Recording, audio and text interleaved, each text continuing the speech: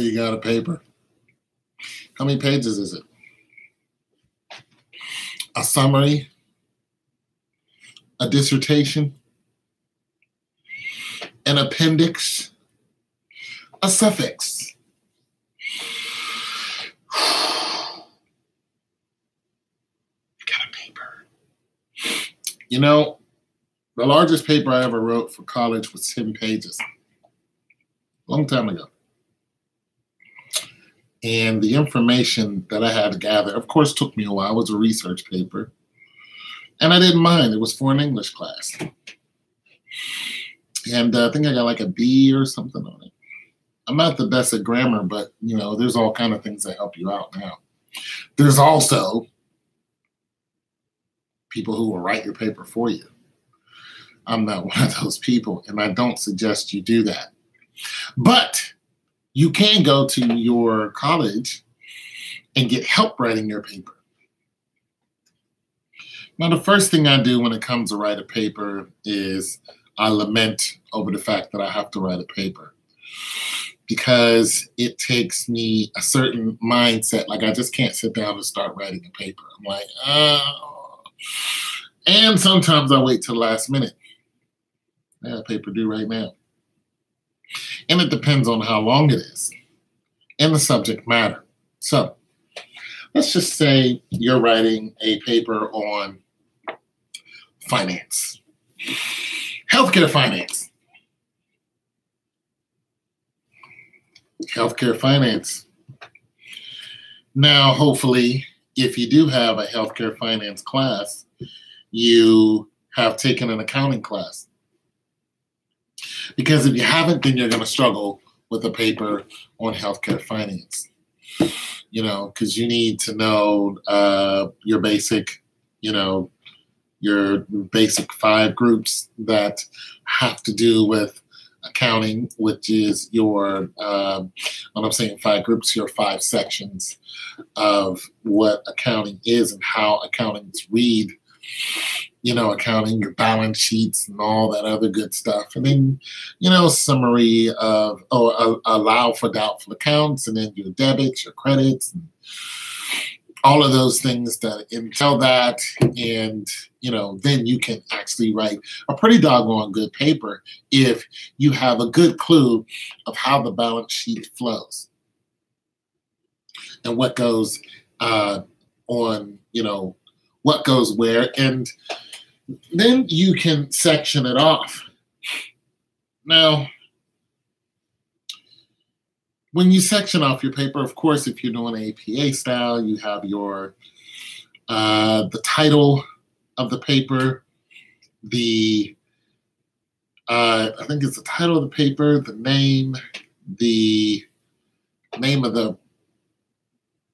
title of the paper, your name, the name of the professor, and the date, somewhere around there. APA style, you guys got to look it up, but you can also just go online and look up APA style writing, because there's a lot of things that go into deep APA style, other than just grammar, especially when you're properly citing someone and where you got it from. Did you get it from the internet? Did you get it from a book? If you're going to cite from, let's say, a book like this. So let's just say the book was written by Don Donaldson and Beth Jeffries. So you would put Donaldson D, Donaldson, comma D, period, and Jeffries, comma J, period, and then the date, and then you would, I think that's how you reference it, then the date, then you would put whatever the title is, healthcare, finance, and that would have to be it would have to be italicized, put that in a bracket, comma. Is that in the bracket? That's not in the bracket. Only the date is in the bracket. So you would have the date, 2018, period. Then you would have healthcare finance, italicized. I believe it's period, and then you would have uh, the title, the subtitle, if it had a subtitle. Then you have the addition, and so on and so forth. And yeah, if you got it online, if you did it online, you would have retrieved from. And if you just got it from here, you would just have the date.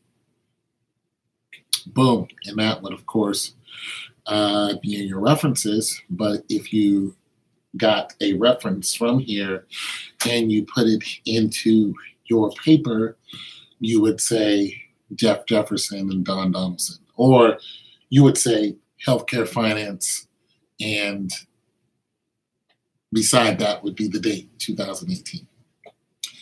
And of course, you'd have the publisher in the reference too. So that would be at the end of all that. You would have the publisher. Publishers, Clarksville Publishing, 2018, whatever. So that would be in a reference. But basically, your mindset would be how to section it off. Now, I learned this a long time ago.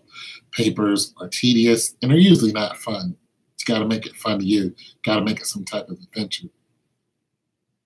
So when you gather your information, you got to have, of course, you can have your thesis, and or hypothesis. You can have your thesis, and when you have your thesis can be 10 pages long, or your thesis can be a paragraph. When you write your thesis, hold on a second. When you write your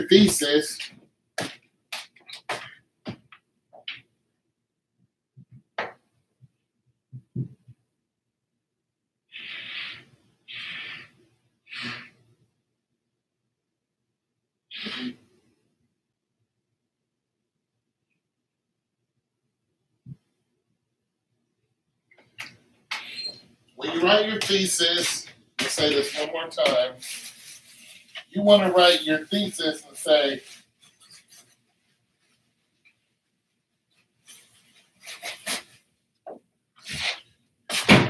when you write your thesis, you have to write it in a way where you're going to feed from it. So your first sentence is going to be, depends on how long your paper is. It can be your whole first page. You got a 4 or 5 page paper, which I do. I have a 1, 2, and a 4-page paper due by Sunday. Today is Thursday. I might start writing tonight. I don't know. I might just start writing tomorrow. Depends on how I feel. So, you have your first, your thesis could be 4 sentences. So if I have a 4-page paper and I want to feed off of my thesis, I'm going to write 4 sentences, 1 paragraph, and each one of those sentences is going to be 1 page full of information. And that's it. That subject matter is going to be that whole page. That's just how you do it. So if you're looking at finance, and the first thing that you're talking about is, why is healthcare finance important? You go in and you don't put a question on there. You don't put questions into your thesis. You say healthcare finance is important for these reasons, and you don't usually number them. So you usually go to balance the, finances, and for-profit and nonprofit. So there you go, right there. There's 2 different subsets in the subset. You have your profit and nonprofit. That's a lot of information. You can write 30 pages on each easily, because there's so much information on profit and nonprofit. Then you can go into how healthcare finance affects each part of the healthcare system that you're writing about. So let's just say you're writing about a 20-bed health facility that has 10 nurses that are understaffed constantly, and it has 3 doctors, and 2 of them are getting really old. They're just old. And you're looking for new doctors and you need new staff, but you don't have a lot of turnover on your beds. And this can be a problem because some of the people who are insured through Medicare, Medicaid, and some other people who are insured through private insurance, and they both pay differently. So some are one, or let's just say a third of the individuals are terminal. And you have other in their terminal, in being that they're terminal, they have been there for, let's just say they've been there for months. And the benefit of having them there, there's a pros and cons to it. It's a constant, there's constant revenue, but nonetheless, the revenue doesn't pay as high as beds that turn over. So you can't say, hey, hurry up and die. But nonetheless, that's a good subject matter to talk about because healthcare facilities go through this all the time.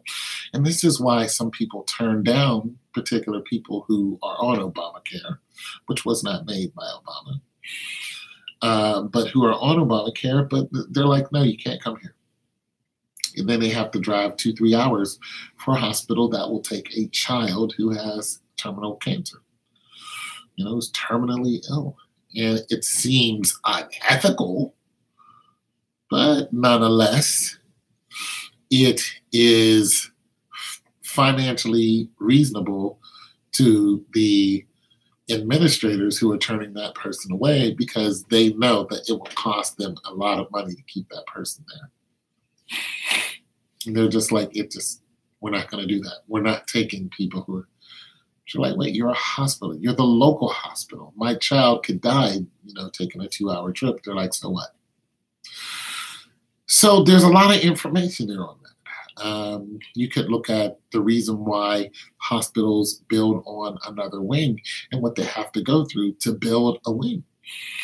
If it's a major hospital like Chicago General and they needed a wing, which this actually happened, they have to go through the government before they get the money to build that wing. It's all kind of forms that they have to fill out. They have to be inspected, so on and so forth. There's just a lot of information, but nonetheless, like I said, you could easily write this information and blah, blah, blah, and make it interesting, make an interesting story. Make it personal to you. The last time you either visit or your parents visit or your child visited a hospital and what you saw and how it relates to the paper. So there are a lot of reasons, a lot of whys and wherefores when it comes to health, but a lot of motivation for healthcare is financial. It's not because they love you. It's just not. Oh, you came to the hospital, we love you. They don't love you.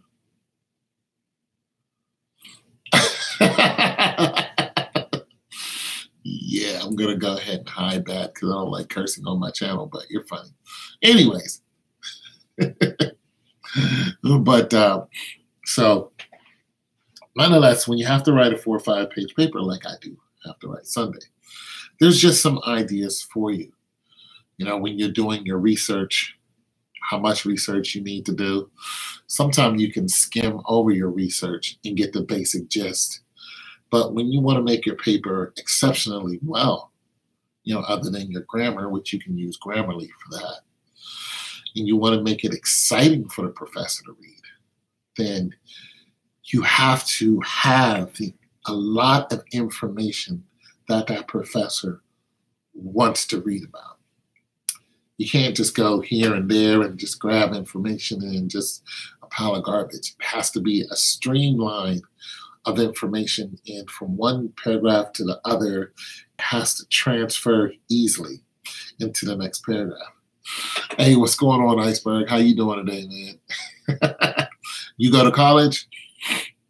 Or you didn't go, you want to go, you might go. Yeah, so I've been writing papers for a very, very long time because I am not a very good college student. One reason is because my train of thought changes very quickly. So I can't concentrate on one subject like most people can. I have to really, really, really get into it. But I'm an artist. So, when I write songs, I write 3 songs at once. Because my mind, let's see, back in the day, I would have been considered ADHD or ADD or whatever the A is. The kids are just, I don't think they're sick and I don't think they need Ritalin. They just think differently. They have all this energy. I was one of those kids. Oh, you're special. Which is not a good thing. We're putting you in a special class with slow people. Yeah, I'm not very good at mathematics. But if you ask me to create a world or create a story, I can do that on the fly. I am gifted when it comes to that. I can write a song in pretty much no time. I can formulate that song in no time and give you some good words to go by and just,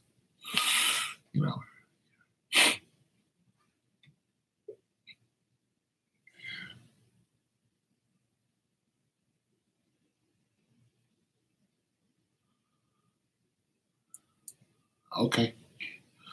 But nonetheless, so I have a different train of thought. I'm more of an artist than somebody who can sit up in an office. This is why people usually don't want me in their office. They're like, you don't belong here. You're fired. And it used to bother me because, of course, I needed the money. So I've been poor most of my life because I couldn't keep a job.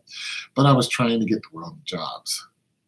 Somebody who's a creator usually struggles when it comes to being conformed.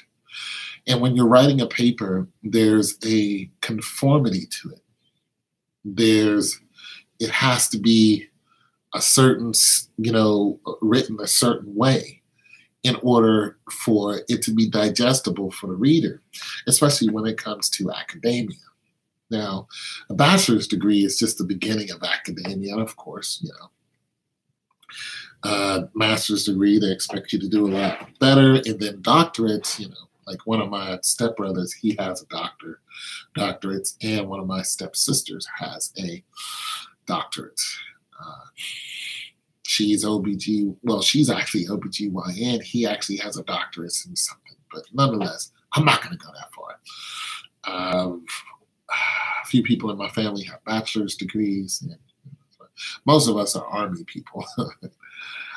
But nonetheless, so there's just some tips on writing a paper. You have to get your mindset right. You have to get your food,